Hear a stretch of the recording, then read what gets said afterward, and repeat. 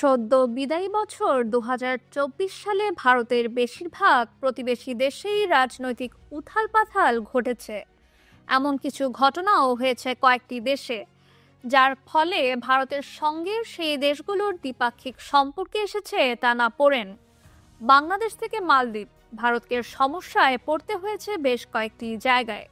অন্যদিকে অবশ্য চীনের সঙ্গে সীমান্ত বিবাদ নিয়ে অগ্রগতিও দেখা গিয়েছে। নরেন্দ্র মোদী যখন ২০১৪ সালে প্রথমবার ভারতের প্রধানমন্ত্রী পদে শপথ নেন, তখন প্রায় সব প্রতিবেশী দেশের সরকার প্রধানরাই ভারতে এসেছিলেন। শপথ গ্রহণের পর থেকে গোড়ার দিকে কয়েক বছর মোদী শুধুই প্রতিবেশী দেশগুলোতে সফর করেছিলেন। তা থেকে স্পষ্ট হয়ে গিয়েছিল যে ভারতের বিদেশ নীতিতে প্রতিবেশী দেশগুলোকেই সবথেকে বেশি গুরুত্ব দেওয়া হবে। আনুষ্ঠানিকভাবে ওই নীতিকেই নেইবারহুড ফার্স্ট বা প্রতিবেশী প্রথম নাম দেওয়া হয়। তবে এই নীতির প্রথম ধারণাটা এসেছিল ২০০৮ সালে। আফগানিস্তান, বাংলাদেশ, মালদ্বীপ, মিয়ানমার, নেপাল, পাকিস্তান এবং শ্রীলঙ্কার মতো প্রতিবেশী দেশের সঙ্গে সম্পর্ক সুদৃঢ় করার জন্য এই নীতি তৈরি করা হয়েছিল। ২০২৪ সালের আগস্টে বাংলাদেশের শেখ হাসিনা সরকারের পতনের পর থেকে দুই দেশের সম্পর্ক আমূল বদলে গিয়েছে। শেখ হাসিনা ৫ আগস্ট থেকে ভারতে অবস্থান করছেন। তখন থেকেই বাংলাদেশের অন্তর্বর্তীকালীন সরকারের কাছে ভারত লাগাতার অভিযোগ করে আসছে যে তারা সেদেশে হিন্দু সহ অন্যান্য সংখ্যালঘুদের নিরাপত্তা নিশ্চিত করতে পারছে না। দুই দেশের ক্রমবর্ধমান উত্তেজনার সরাসরি প্রভাব পড়ছে বাণিজ্যের ক্ষেত্রে। ভারতীয় শিল্প ও বাণিজ্য মন্ত্রণালয়ের হিসাব অনুযায়ী ২০২৩ সালের আগস্টের তুলনায় ২০২৪-এর আগস্টে ভারতের রপ্তানি ২৮% কমে গিয়েছে। এদিকে ২০২৪ সালে রাজনৈতিক এবং অর্থনৈতিক অস্থিরতার মধ্যে দিয়ে গিয়েছে ভারতের আরেক প্রতিবেশী রাষ্ট্র পাকিস্তান। এরকমই একটি পরিস্থিতিতে সাংহাই কোঅপারেশন অর্গানাইজেশনের সম্মেলনে পাকিস্তান ভারতকে আমন্ত্রণ করেছিল এবং ভারতের পররাষ্ট্রমন্ত্রী এস জয়শঙ্কর সেখানে হাজির হয়েছিলেন। বিশ্লেষকরা বলছেন, যতক্ষণ পর্যন্ত পাকিস্তান ভারত বিরোধী প্রচারণা আর সীমান্তের ওদিক থেকে সন্ত্রাসবাদ আটকাতে না পারবে, ততক্ষণ দুই দেশের সম্পর্ক সহজ হবে না। অন্যদিকে ২০২৫ সালে পাকিস্তানে আইসিসি চ্যাম্পিয়ন্স ট্রফির আয়োজন করা নিয়ে পুরো ২০২৪ সাল জুড়েই দুদেশের মধ্যে টানাপোড়েন চলছে। চ্যাম্পিয়ন্স ট্রফির আয়োজক দেশ পাকিস্তান, তবে ভারতীয় ক্রিকেট দল স্পষ্টই বলেছে তারা পাকিস্তানে খেলতে যাবে না।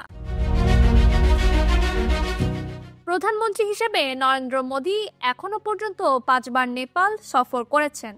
এখন নেপালে কমিউনিস্ট পার্টি অব নেপাল ক্ষমতায় রয়েছে, যার শীর্ষে আছেন দলটির সভাপতি কেপি শর্মা ওলি। ভারত বিরোধী বলে তিনি পরিচিত। তার সরকার ক্ষমতায় আসার পরে চীনের উচ্চাভিলাষী পরিকল্পনা বেল্ট অ্যান্ড রোড ইনিশিয়েটিভের নতুন কাঠামোগত চুক্তিতে সামিল হয়েছে নেপাল। বিআরআই এমন এক অবকাঠামোগত পরিকল্পনা যার মাধ্যমে পশ্চিমা দেশগুলির কর্তৃত্বকে চ্যালেঞ্জ করার চেষ্টা করছে চীন। মোহাম্মদ মুইজ ২০২৩ সালের নভেম্বরে মালদ্বীপের রাষ্ট্রপতি হন। নির্বাচনী প্রচারণায় ইন্ডিয়া আউট অর্থাৎ ভারতকে তার দেশ থেকে বার করার স্লোগান দিয়েছিলেন। তিনি ক্ষমতায় আসার পরে ভারত আর মালদ্বীপের মধ্যে সম্পর্কে চরম উত্তেজনা তৈরি হয়েছিল। নরেন্দ্র মোদী ২০২৪-এর গোড়ায় এবং লাক্ষাদ্বীপে গিয়েছিলেন এবং সেখানকার কিছু ছবি শেয়ার করে মানুষকে সেখানে বেড়াতে যাওয়ার আহ্বান জানিয়েছিলেন। এই আবেদনের পরে মালদ্বীপের কয়েকজন মন্ত্রী মিস্টার মোদী আর ভারত নিয়ে বিরূপ মন্তব্য করেছিলেন, যার ফলে দুই দেশের মধ্যে নতুন এক বিবাদ শুরু হয়ে গিয়েছিল। ভারত আর আফগানিস্তানের মধ্যে সম্পর্কটা ঐতিহাসিক। ভারতের সীমানা ১৯৭৪ সাল পর্যন্ত আফগানিস্তানের লাগোয়া ছিল। তালেবান যখন ক্ষমতায় এলো ৯০-এর দশকে, তখন ভারত তাকে স্বীকৃতি দেয়নি। কিন্তু ৯/১১-এর হামলার পরে যুক্তরাষ্ট্র আফগানিস্তানে প্রবেশ করার পরে তালেবান ক্ষমতাচ্যুত হয়। এই সময়ে ভারত আবারও একবার আফগানিস্তানে হাজির হয় এবং গত ২ দশকে সেখানে $৩০০ কোটি বেশি মূল্যের বিনিয়োগ ঘটেছে।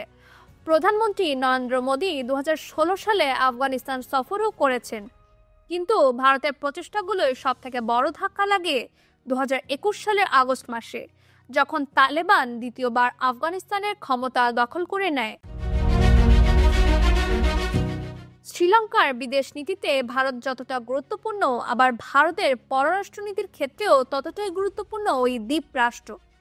ভারত আর চীন দু দেশই নিজেদের বাণিজ্যিক আর পররাষ্ট্র বিষয়ের সম্পর্কে শ্রীলঙ্কাকে অগ্রাধিকার দেয়। এর একটা বড় কারণ হলো ভারত মহাসাগরে শ্রীলঙ্কার ভৌগোলিক অবস্থান কৌশলগত দিক থেকে খুবই গুরুত্বপূর্ণ। আর্থিক সংকটে ডুবতে থাকা শ্রীলঙ্কাকে সহায়তা করতে এগিয়ে আসে ভারত, এবং শেষ পর্যন্ত 2024 সালে সেদেশে এক নতুন সরকার ক্ষমতায় আসে।